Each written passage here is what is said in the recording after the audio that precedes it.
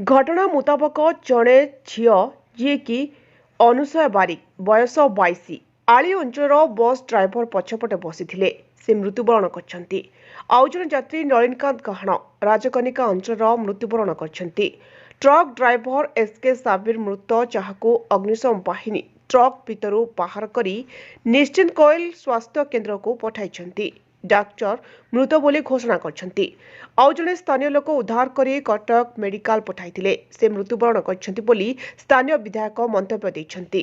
स्वागतिका मल्लिक राजकनिका आसथिली आखि बिछुला के जमी घटनाटा घटी जाए सेमती ही लगिला।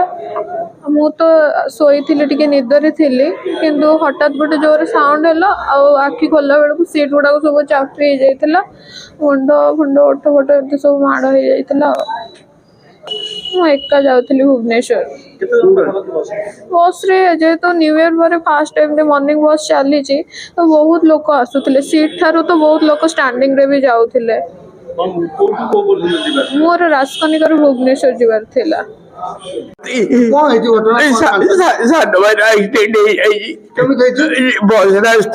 पटामुडू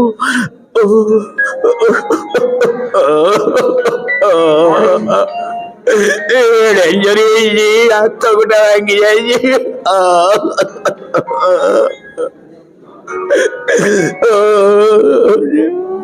सब जोगाड़ कर दिंतु मेडिकल कटक देव।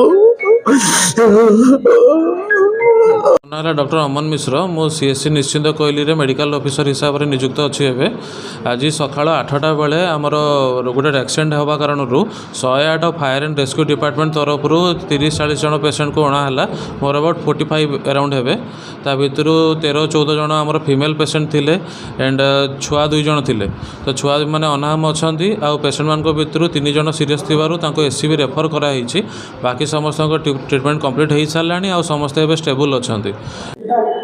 हाँ जो मैंने इंजुअर्ड आम सहित कथा हेलु से कह हिसाब से बस रे पाखापाखि 60-70 लोक थिले बोली किंतु एठी जो मैंने इंजुअर्ड अच्छा 6-7 जन अच्छा अन्य इंजुअर्ड मैंने ऑलरेडी से शिफ्ट हो गले एससीबी रे भी जो मैंने सीरियस इंजुअर्ड अच्छा 2-3 जन तो से पहुँच सारी आम एससीबी रे कोऑर्डिनेट करके ट्रीटमेंट एवं स्टार्ट हो जाए तेणु किसी असुविधा ना एससीबी रे एवं एठी जो माने अच्छा माइनर इंजुरी अच्छी 3टी कैजुअलिटी अच्छी तो प्राय जना पड़ी से चांदबाली एरिया लोक मैंने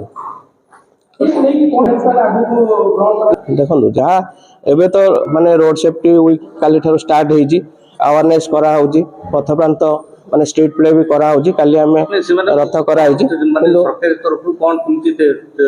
जहाँ सहयोग मिलवा कथा सरकार हिसाब से सीएम तरफ कि रेड क्रॉस से समस्त सहयोग निश्चित भाव मिले ट्रीटमेंट समस्त को आम इंस्ट्रक्शन देचु जो मैंने गुरुतर इंजुरी अच्छा से एससीबी स्थानांतर कर समस्त फ्री ट्रीटमेंट कर 3 जन बर्तमान सुधा जहाँ आम देखिलु 3टी डेड बॉडी अच्छी तो से प्राइमरी डाटा रू जना पड़ी से चांदबाली एरिया लोक मैंने अच्छा आम बस मालिक हूँ जो मन एगेंस्ट एक्शन निया कथा आम स्ट्रांग एक्शन निया नहीं से डिटेल तार ये करूँ शिशु तो थिले किंतु महिला कि तार डिटेल डाटा एवं आम कलेक्ट करें टिके टाइम लगे।